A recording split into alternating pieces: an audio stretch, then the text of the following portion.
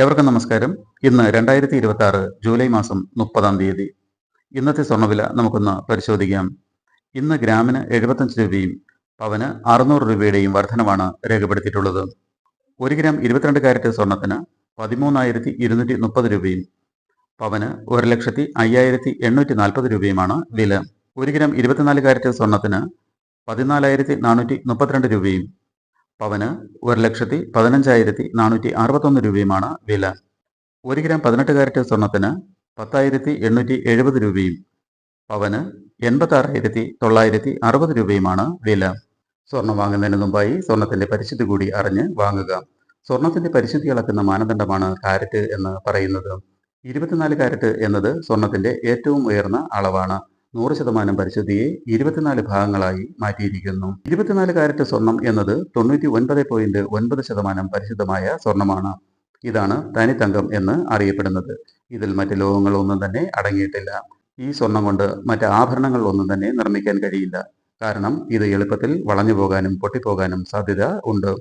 അതിനാൽ സ്വർണത്തിലേക്ക് ചെമ്പ്, വെള്ളി, സിങ്ക് തുടങ്ങിയ ലോഹങ്ങൾ ചേർത്താണ് ആഭരണങ്ങൾ നിർമ്മിക്കുന്നത്. സ്വർണ്ണ നാണയങ്ങളും ബിസ്ക്കറ്റുകളും നിർമ്മിക്കാൻ 24 കാരറ്റ് സ്വർണമാണ് ഉപയോഗിക്കുന്നത്.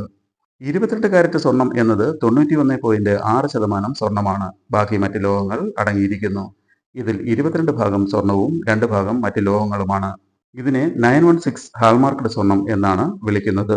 18 കാരറ്റ് സ്വർണം എന്നത് 75% പരിശുദ്ധമായ സ്വർണമാണ്. ബാക്കി മറ്റ് ലോഹങ്ങൾ അടങ്ങിയിരിക്കുന്നു. ഇതിൽ 18 ഭാഗം സ്വർണവും 6 ഭാഗം മറ്റുള്ള ലോഹങ്ങളുമാണ്. ഡയമണ്ട് പോലുള്ള ആഭരണങ്ങൾ നിർമ്മിക്കാൻ 18 കാരറ്റ് സ്വർണം ഉപയോഗിക്കുന്നു. 14 കാരറ്റ് സ്വർണം എന്നത് 58.3% സ്വർണമാണ്. ഇതിൽ 14 ഭാഗം സ്വർണവും 10 ഭാഗം മറ്റ് ലോഹങ്ങളും അടങ്ങിയിരിക്കുന്നു.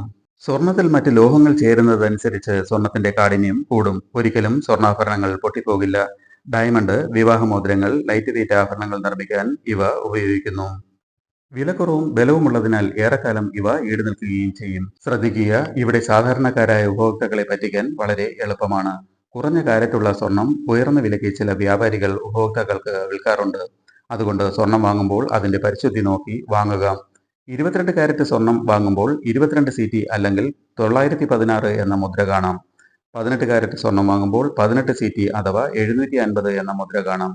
14 കാരറ്റ് സ്വർണം വാങ്ങുമ്പോൾ 14 CT അല്ലെങ്കിൽ 585 എന്ന മുദ്ര കാണാം. സ്വർണം വാങ്ങുമ്പോൾ ഓരോ ആഭരണത്തിലും പതിച്ചിരിക്കുന്ന ഈ മുദ്രകൾ പരിശോധിക്കുക. BIS ഹാൾമാർക്ക് ഇല്ലാത്ത സ്വർണ്ണാഭരണങ്ങൾ വാങ്ങാതിരിക്കുക. അതുപോലെ തന്നെ തരുന്ന ബില്ലുകൾ കൃത്യമായി പരിശോധിക്കുകയും ചെയ്യുക.